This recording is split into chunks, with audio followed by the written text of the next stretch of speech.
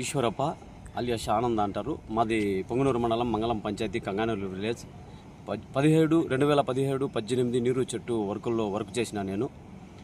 అప్పుడు ఎండింగ్లో వర్క్ చేయడంతో గవర్నమెంట్ మారిపోవడం జరిగింది. వైసీపీ గవర్నమెంట్ రావడంతో మా బిల్లులు పెండింగ్ అయిపోయాయి.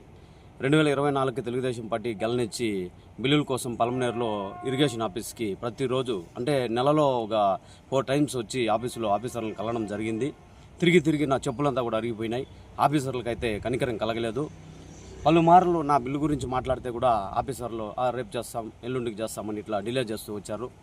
నాకు దాదాపుగా 5,90,000 రూపాయల దాకా 6 లక్షల దాకా బిల్లు రావల్ల నేను చాలా మాట రిక్వెస్ట్ పెట్టుకున్నా. సార్, నేను వర్కులు చేసి అప్పుల పాలైపోయినాను, దయవంచి 8 ఏళ్ళు అయిపోయింది నేను వర్క్ చేసి, నా బిల్లు నాకు పెట్టేయండి అని చెప్పి చాలా మాటలు నేను విన్నవించుకోవడం జరిగింది. ఈ గారితో కూడా ఒక 4 టైమ్స్ వచ్చి కలిసి, అయ్యా నా బిల్లు అట్లా పెట్టించేసేయండి, నా ప్రాబ్లం ఉంది, నేను అప్పులు చేసుకున్నాను అని చెప్పి అడుక్కుంటే కూడా వాళ్ళు ఎవరు ఒప్పుకోవడం లేదు.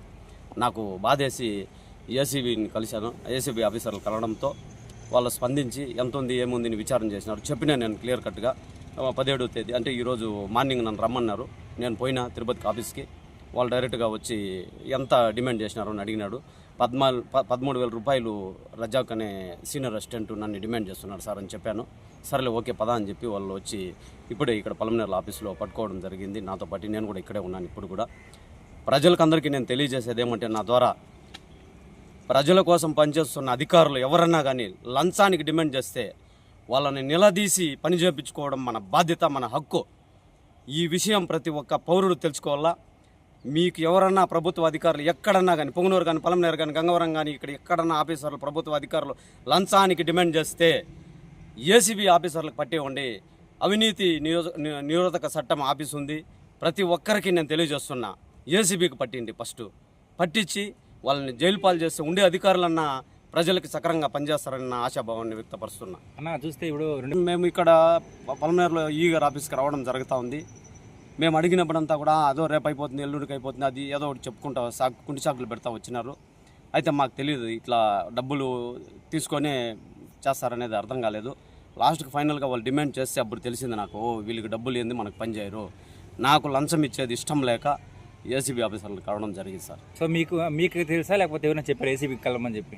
లేదు సార్, నేనే ఆలోచన చేసి ఎట్లా వీళ్ళని ఇచ్చేయాలా అని చెప్పి ఆలోచన చేస్తే ఉంది కదా సార్, ఎట్లా అవినీతి నిరోధక చట్టం ఉంది కదా, వాళ్ళని పోయి సంప్రదించదు సార్. ఓకే, అంటే వీళ్ళ పనితీరు పట్ల మీరు ఏసీబీకి చెప్పిన తర్వాత సార్ ఇక్కడికి వచ్చిన తర్వాత వీళ్ళ రెస్పాన్స్ ఏ విధంగా ఉంది? ఏం లేదు, వస్తానంటే తెచ్చినావా అని అడిగినారు సార్. అంతే, తెచ్చినాను అని చెప్పిన. అడిచ్చినా వాళ్ళు వచ్చి ఎమ్మడే పట్టుకున్నారు అంతే. ఓకే, డైరెక్ట్గా పట్టినారు సార్. వచ్చి డైరెక్ట్గా ఇచ్చినా డైరెక్ట్గా పట్టినారు.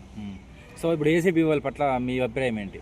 చాలా తొందరగా స్పందించడంతో వాళ్ళకందరికీ కూడా నా కృతజ్ఞతలు తెలియజేస్తున్నా సార్. డిపార్ట్మెంట్ మీరు ప్రభుత్వానికి ఏం చెప్పాలనుకుంటున్నారు? ప్రభుత్వానికి ఈ 2024 సంవత్సరంలో గవర్నమెంట్ రానిచ్చి చాలామంది అధికారులు అవినీతిలో కూరుకుపోయి ఉన్నారు. ఈ అధికారులనంతా కూడా సక్రమైన రీతిలో పెట్టాలని కూడా ప్రభుత్వానికి తెలియజేస్తున్నాను సార్, డిమాండ్ చేస్తున్నాను. మంగళం గ్రామానికి చెందినటువంటి ఈశ్వరప్ప అనే అతను 2018వ సంవత్సరంలో తాను నీరు మరియు ప్రగతి కార్యక్రమం కింద కొత్త చెరువు ఆ కుంటకు చేసినటువంటి పనులకు గాను ఆయన సబ్మిట్ చేసినటువంటి బిల్లులు సుమారు 5 లక్షల రూపాయలకు సంబంధించినటువంటి బిల్లులను పాస్ చేయడానికి గాను Palamaner divisional office Palamaner irrigation divisional ఆఫీస్లో ఉన్నటువంటి ఎస్ఏ రజాక్ సీనియర్ అసిస్టెంట్ గారు ఆయనకు సంబంధించినటువంటి బిల్లులను అప్లోడ్ చేసి పిఏఓ ఆఫీస్ నుంచి ఆ బిల్లులు పాస్ అయ్యేలాగా చేయడానికి గాను 13,000 మొట్టమొదటగా 15,000 లంచం ఇస్తేనే నేను ఆ బిల్లులను పాస్ చేస్తానని అప్లోడ్ చేయించి, లేదంటే చేయనని ఖరాఖండిగా చెప్పడంతో సుమారు 6 నెలల పాటు ఈ కార్యాలయం చుట్టూ తిరిగినా అభ్యర్థించినా కూడా ఎస్ఏ రజాక్ తాను అడిగినటువంటి లంచం డబ్బు ఇస్తే తప్ప ఆ బిల్లులను పాస్ చేయనని ఖరాఖండిగా చెప్పడంతో చివరికి 13,000కు లంచం ఇస్తే చేస్తానని చెప్పడంతో ఆ లంచం కూడా ఇవ్వడం ఇష్టం లేనటువంటి ఈశ్వరప్ప అనే ఆ కాంట్రాక్టరు విధిలేని పరిస్థితుల్లో తిరుపతి ఏసీబీ ఆఫీస్కి వచ్చి డిఎస్పీ అయినటువంటి నన్ను సంప్రదించి నిన్నటి దినము కంప్లైంట్ ఇవ్వడంతో ఆయన ఇచ్చినటువంటి కంప్లైంట్ ఆధారంగా ఎస్ఏ రజాక్ సీనియర్ అసిస్టెంట్ గారి మీద కేసు రిజిస్టర్ చేసి ఈరోజు సీనియర్ అసిస్టెంట్ గారు ఆదేశించిన మేరకు కార్యాలయం వద్దకు వచ్చి సీనియర్ అసిస్టెంట్ గారికి 13,000 లంచం డబ్బులు ఇస్తూ ఉండగా ఈశ్వరప్ప గారు ఆయన్ను డిఎస్పీ అయిన నేను పంచాయతీదారుల సమక్షంలో ఇతర ఏసీబీ అధికారులు సిబ్బంది ఆధ్వర్యంలో ఆయన రెడ్ హ్యాండెడ్గా పట్టుకోవడం జరిగింది. తర్వాత ఆయనకు సంబంధించినటువంటి ఫైల్ను కూడా ఈశ్వరప్ప ఫిర్యాదుదారుని యొక్క ఫైల్ను కూడా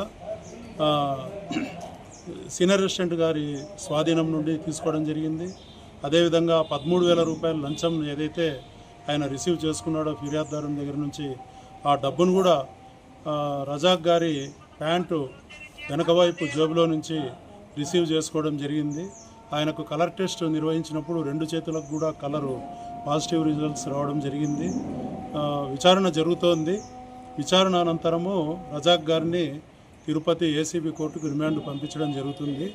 అదేవిధంగా తిరుపతి మరియు చిత్తూరు జిల్లా ప్రజలందరికీ కూడా ఏసీబీ తరఫున మేము చేసుకునే విజ్ఞప్తి ఏమంటే, మీకు ఏ కార్యాలయం నుండి అయినా కూడా చట్టబద్ధంగా మీకు జరగాల్సిన పనులను చేయకుండా మిమ్మల్ని లంచం అడుగుతూ ఏ అధికారి అయినా వేధిస్తూ ఉంటే, అది ఏ డిపార్ట్మెంట్ అయినా ఏ అధికారి అయినా కూడా మీరు నిర్భయంగా నిస్సంకోచంగా తిరుపతి ఏసీబీ ఆఫీస్ను సంప్రదించి నాకు లిఖితపూర్వకంగా ఫిర్యాదు ఇచ్చినట్లయితే మీకు ఖచ్చితంగా మేము వారి మీద చర్య తీసుకొని మీకు న్యాయం చేయగలమని విన్నవిస్తూ ఉన్నాము. సార్ అదే ఫిర్యాదుదారుని కూడా వేరే అధికారులు ఎవరు కూడా డబ్బులు డిమాండ్ చేయడం జరగలేదు.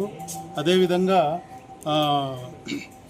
ఆయనకు సంబంధించినట్టు ఫైల్లో కూడా ఉన్నతాధికారులందరూ కూడా అంటే ఈఈ గారు కానీ డిఈ గారు కానీ ఏఈ గారు కానీ ఆల్రెడీ సంతకాలు చేసేసి ఆ ఫైల్ను అప్లోడ్ చేయ నిమిత్తము రజాక్ గారికి అప్పచెప్పడం జరిగింది.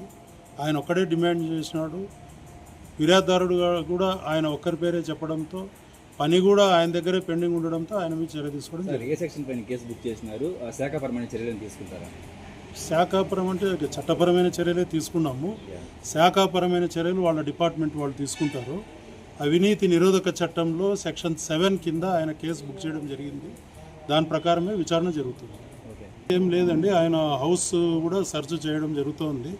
ఒక ఇన్స్పెక్టర్ గారు ఆయన ఆధ్వర్యంలో టీంను రజాక్ గారి ఇంటికి కూడా పలంనేరులోనే ఉన్నటువంటి ఆయన ఇంటికి కూడా సోదాల నిమిత్తం పంపించడం జరిగింది.